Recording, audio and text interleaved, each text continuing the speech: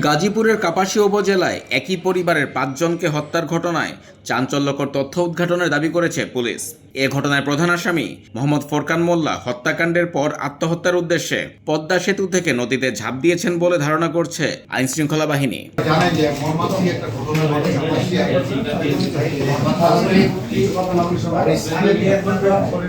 স্ত্রী, ৩ সন্তান এবং তার শ্যালককে নৃশংসভাবে মর্মান্তিক মর্মন্তুদ। এটা নিয়ে আপনারা সবাই অভিযোগ, আপনারা নিজেরাও নিজেদের মতো করে অনেক খোঁজ খবর নিয়েছেন, হেল্প করেছেন।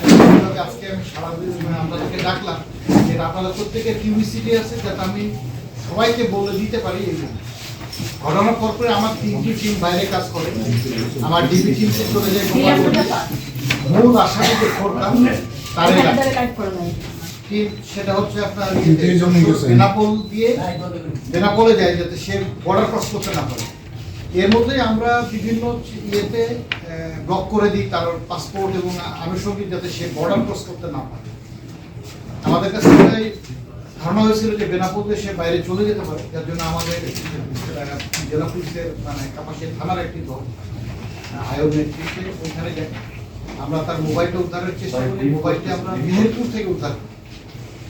মেহেরপুরে উদ্ধার করলাম একজন বাসের হেল্পারের কাছে। তাকে জিজ্ঞাসাবাদ করা হলো যে কোথায় থেকে পেয়েছে, সে বলে যে আমি পদ্মা সেতু থেকে পেয়েছি।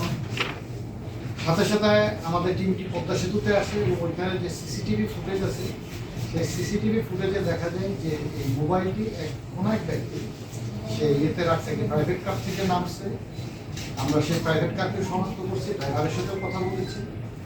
ওইখানে রাখছে, রাখার পরে সে ভিডিও ফুটেজে যেটা আসতেছে সেতু থেকে নিচে লাফ দিচ্ছে। পরবর্তীতে আমরা নিশ্চিত হওয়ার জন্য বাদীকে জিজ্ঞাসাবাদ করি, বাদীকে দেখাই ভিডিওটি। বাদী বলে যে আমরা কনফার্ম না, বাট আমাদের কাছে মনে হচ্ছে। একইভাবে আমরা গোপালগঞ্জের যারা